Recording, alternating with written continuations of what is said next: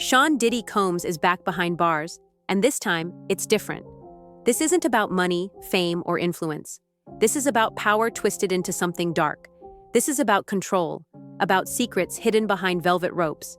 And now, Justin Bieber, yes, the global pop superstar, is stepping into the middle of it all. Not as a friend, not as a bystander, but as a witness.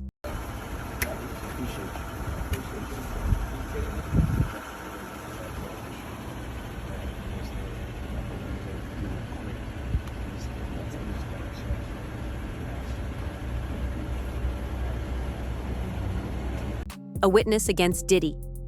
The courtroom was silent as Diddy, dressed in a beige jail uniform, stood motionless while the judge denied him bail. There are no conditions that would guarantee his return to court, the judge declared. This is a crime that happens behind closed doors. Her voice was calm, but the meaning was chilling. Diddy was being accused of orchestrating a system of abuse in secret, shielded by fame, NDAs, security guards, and manipulation. What made this moment truly explosive? Justin Bieber's name. The kid we all watched grow up in the spotlight is now a critical piece in one of the biggest federal trials in music history. Bieber's decision to testify shocked the entire industry. But the timing wasn't random. He's not stepping forward because he wants attention. He's stepping forward because he's done staying silent.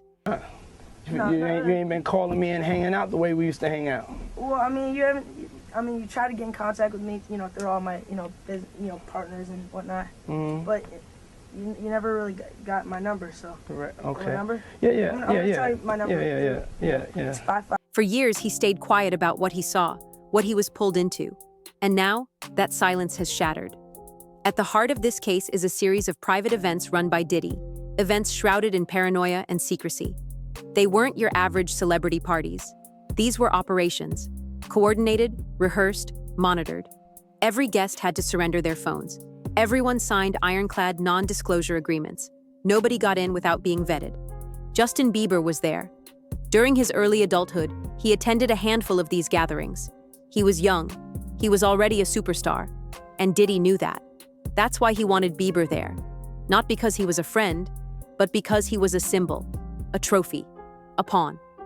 Prosecutors aren't saying Bieber was harmed. That's not the role he's playing. But what he witnessed, the logistics, the tone, the rules, it all builds a damning picture. Bieber's testimony is expected to verify the prosecution's core argument, that Diddy built an empire of control behind closed doors. These weren't social events. They were environments engineered to trap people. Go get some girls, so we can be in the bedroom with some girls. Let's get some girls up here, please. First and foremost, I'm not getting in the bed. Say pause. Don't acknowledge this. It has nothing to do with me and Puff. Nothing to do with me and Puff right now. Hold on. I'm not jumping the tub myself. Once everybody gets out, just me and the lady. How do best? Did the camera catch that? Got the camera. Bieber, disconnected from Bad Boy Records and with no history of legal drama, brings unmatched credibility. He's not another accuser. He's an observer, one whose memories match those of other witnesses, drivers, staffers, and yes, alleged victims. Imagine being Justin Bieber, barely out of his teens, invited to a Diddy event. Signing the Bad Boy. Announcement. Here's your icon alert. It's called He's Bad Boy Now. It's called Don't Ever Play Yourself.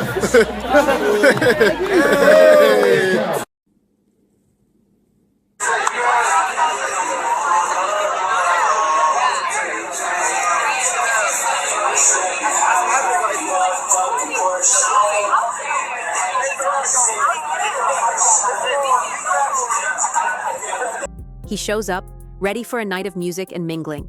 Instead, he finds himself in a fortress. Phones taken, security everywhere, conversations hushed, attendees instructed to follow strict behavioral rules. This wasn't a party, it was a performance, and Diddy was the director. Bieber never filed complaints. He didn't speak up back then. But now, years later, as the truth starts to surface, he's stepping into the light. And that move changes everything. Diddy had a choice. He could have taken a plea deal, a reduced sentence in exchange for admitting guilt in trafficking and forced misconduct.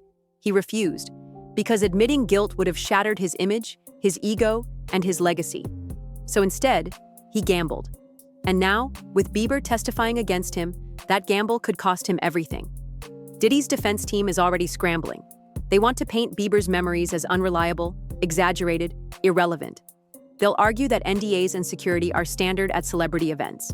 They'll claim that what Bieber saw doesn't prove anything criminal. But that defense has a problem: consistency. Bieber's testimony aligns with others. Same rules, same locations, same tactics. If 5, 10, 20 people describe the same pattern, you're no longer looking at coincidence. You're looking at a system. And who ran that system? Diddy.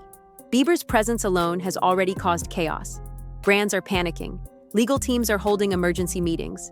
The courthouse is ramping up security. Media crews are flooding in from every outlet imaginable. The trial was already big, but now it's become a global moment. Inside those walls, the pressure is suffocating.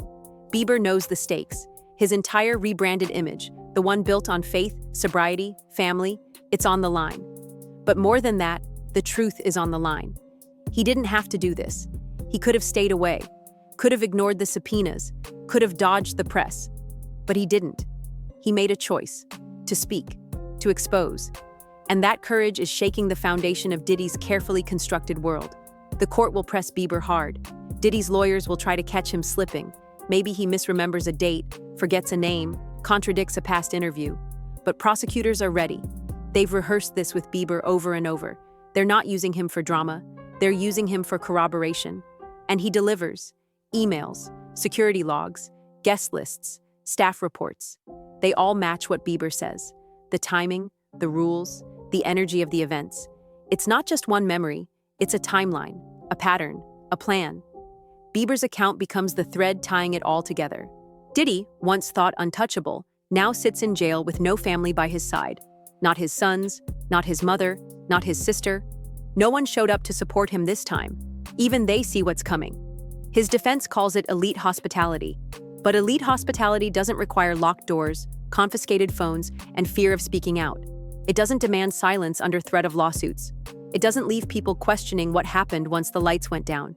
This isn't about music anymore. This is about power used to isolate, intimidate, and exploit. Diddy's empire wasn't built on beats. It was built on secrets. Secrets that people like Bieber are now dragging into the light. Prosecutors don't need a smoking gun. They need credibility. And Justin Bieber brings it.